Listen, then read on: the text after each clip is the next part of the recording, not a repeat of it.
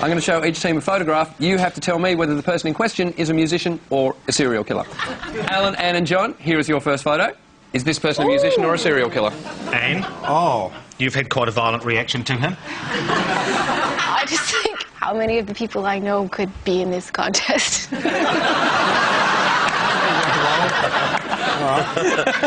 I don't know, man. I think he's a musician. What do you think? You think he's a musician? I think he looks like he's quite small. Where are you heading with this, Detective Richardson? Well, it's a fact that small people cannot kill. Yeah, so I think he's probably a musician. That young gentleman there is a musician. That is serial killer Chester Dwayne Turner. He's obviously bigger than I thought.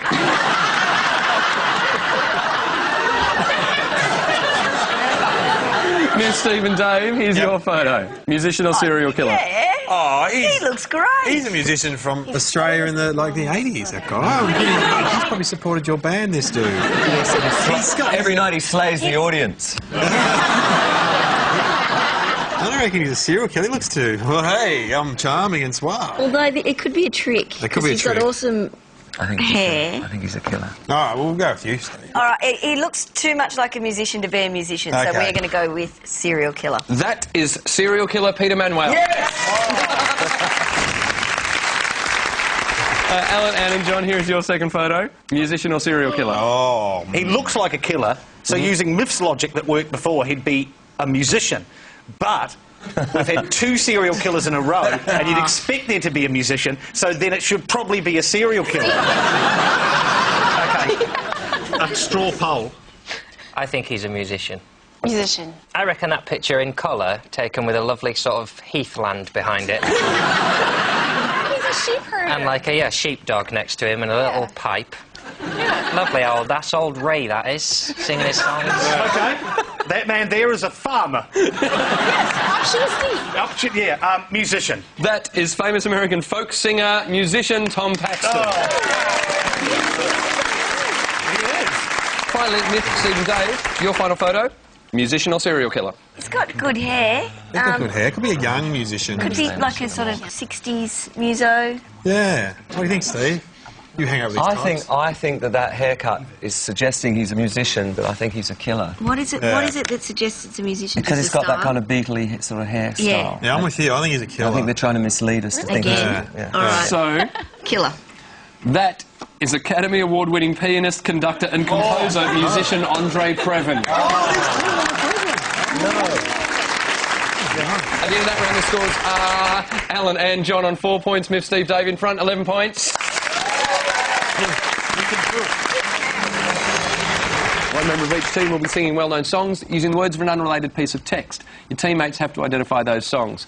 Anne, you'll be singing first for Alan and John, and you'll be taking your lyrics from the 1962 text Competition and Monopoly in the British Soap Industry by H.R. Edwards. That's your book, those are your songs, ladies and gentlemen, and Vriend. Very well. First song, please. The point of departure is essentially the same as that of the classical fact of the separation of the total mark for a commodity in this sphere of industry and the absence of all this latter phenomena. Does anyone know? Does anyone know? No, sorry. That was Marvin Gaye, Let's Get It On. Oh, my God. Well, that was beautiful. I really think we all had the same thing. When you started singing, everyone just in the room went, holy shit. Imagine if she'd sung it with the lyrics, Let's Get It On. It's really... I think that the fact that the lyrics are about product differentiation is the only reason I'm not having a fag now.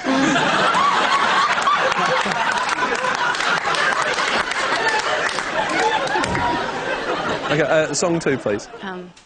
It is this awareness of the threat of new competition If prices are set too high, which governs the equilibrium?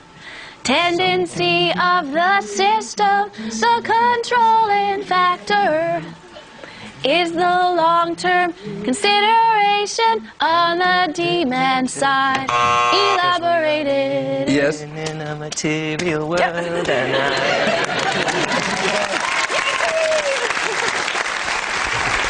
Final song, please.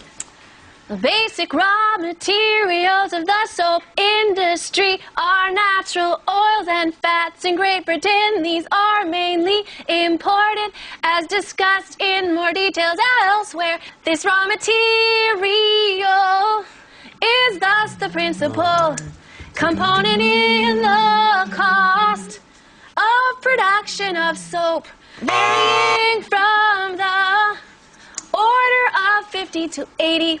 If the buzzer doesn't work, how will we make her stop?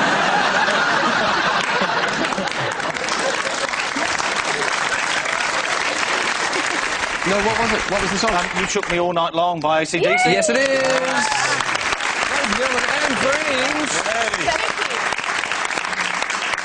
Steve, you will now be singing for Miff and Dave, and you'll be taking your lyrics from Introduction to Terrariums by Barbara Joan Grubman. That's your book, those are your words. Ladies and gentlemen, Steve Kilbey. Song one, please. Am I allowed to sort of slightly sing it in a voice like the people who did it, or am I? Sure. Or not? Is that, Yeah, of course. Am I allowed to gesticulate? You can do whatever you want. Okay, I won't be doing anything. Choosing plants for your terrarium will prove a delightful and challenging job. Will they be small with dark green leaves, or will the lacy look of a fern catch your fancy? Mix and match when you pick your plants, but just be sure that they need similar growing conditions. It is wise to consider the temperature and moisture requirements. It's settle down, get a job, take it easy. You're no help, Miff will hurt. There's Cat Stevens, or it's like a folk singer. It's one of the Father and Son? Father and Son, Cat Stevens. Song two, please. Next you will need a placer. These are needed only for the narrow-necked containers. Their function is to hold the plant while you lower it into the container. There are many which will work well, and you will find the best for you in a short time. Yes. Yes. Somewhere. It's Somewhere from West Side Story. Final song, please. Okay. Taking a walk in the woods can be a fascinating botanical experience. Mosses, ferns and selaginellas and country lichens, all there to capture your eye. Any of these will survive in a moist atmosphere of a terrarium.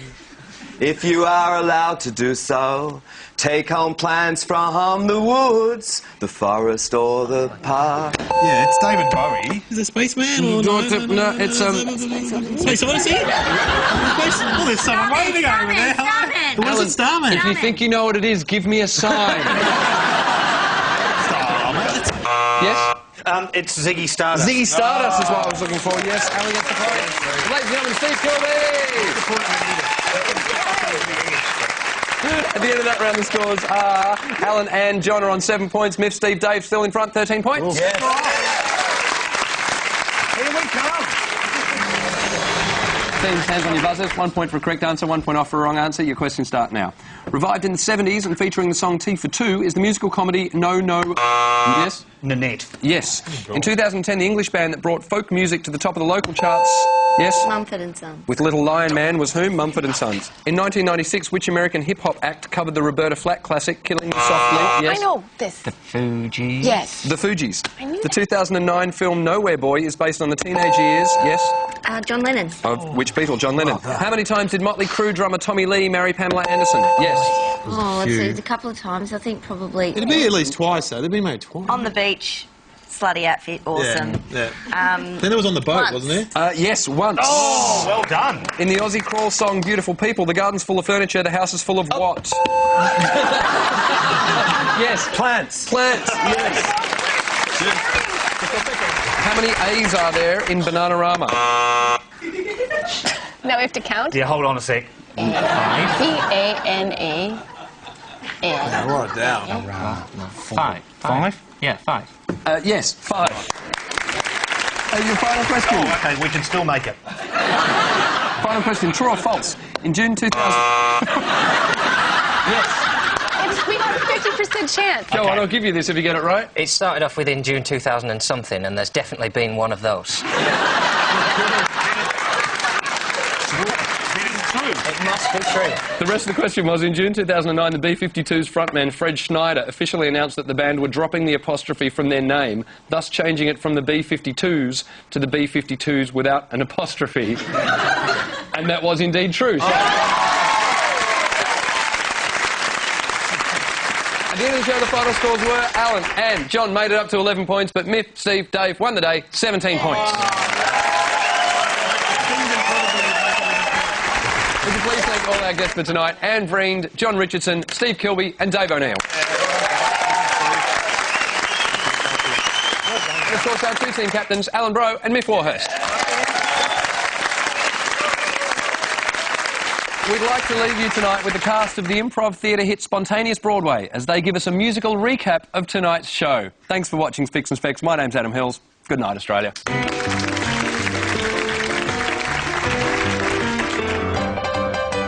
This is the end of the show.